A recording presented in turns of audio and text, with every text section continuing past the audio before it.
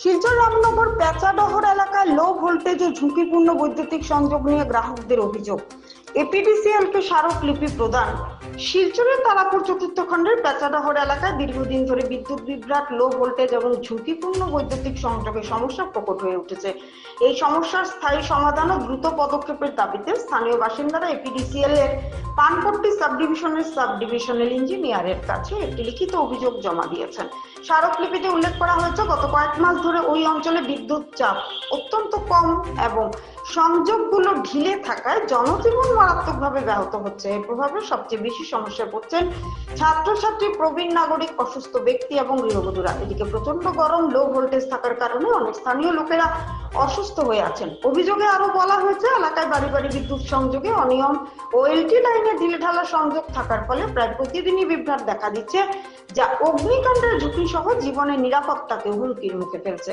স্থানীয়দের পক্ষ থেকে দাবি জানানো হয়েছে, সংশ্লিষ্ট ইঞ্জিনিয়ার ও বিদ্যুৎ বিভাগের কর্মীরা যেন দ্রুত এলাকা পরিদর্শন করেন এবং যথাযথ প্রযুক্তিগত পদক্ষেপ নেন, না হলে পরিস্থিতি আরো ভয়াবহ আকার ধারণ করতে পারে। এদিন স্থানীয় বাসিন্দাদের মধ্যে উপস্থিত ছিলেন আতাউর রহমান লস্কর, আজমান হোসেন লস্কর, হাফিজ আহমেদ বরভুইয়া, নাসির উদ্দিন বরভুইয়া, হুসেন আহমেদ বরভুইয়া, রাকিব উদ্দিন চৌধুরী, আনোয়ার হোসেন বরভুইয়া প্রমুখ।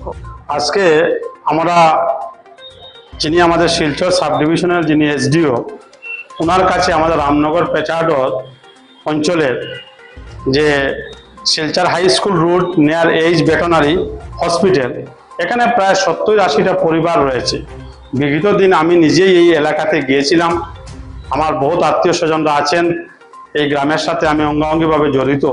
আমি দেখতে পেয়েছি যে কারেন্টের এই ভীষণ গরমে ভোল্টেজ মানে একবারে নিম্নতম ভোল্টেজ, এরকম ফ্যান আস্তে আস্তে করে লাইট আপ অ্যান্ড ডাউন করে। বহুত ছাত্রছাত্রীরা পড়াশোনার ভীষণ অসুবিধা হচ্ছে। বহুত এখানে ক্যান্সার পেশেন্ট আছেন, হার্টের পেশেন্ট আছেন, ওনাদের বহুত অসুবিধা হচ্ছে। তাই আজকে আমরা প্রায় 50 জনের স্বাক্ষরিত একটা মেমোরান্ডাম আমাদের যিনি শিলচর সাব ডিভিশনের যিনি এসডিও স্যার, ওনার কাছে আমরা দিয়েছি এবং উনি আমাদেরকে আশ্বস্ত করেছেন কালকে পরশুর ভিতরে ওনারা লাইনম্যান পাঠিয়ে সেটা সার্ভে করে কি পদক্ষেপ নেওয়া যায় উনি সেটা নেবেন। আর আমরা ওনার প্রতি এবং মাননীয় আমাদের বিদ্যুৎ মন্ত্রীর প্রতি আমাদের আবেদন থাকবে, আপনাদের মাধ্যমে, সম্মানিত প্রেস ভাইদের মাধ্যমে, সেটা যাতে তদন্ত করে এই গ্রামকে যাতে উন্নত মানের বৈদ্যুতিক দেওয়া যায়, সেটার প্রতি আমাদের আকুল আবেদন থাকলো সরকার কর্তৃপক্ষের নিকট। সেটাই আমাদের একটা গণদাবি। এই এলাকায় যাতে মানুষটা শান্তিপ্রিয়ভাবে থাকতে পারে, এই আবেদন করছি আপনাদের মাধ্যমে। নমস্কার, জয় হিন্দ।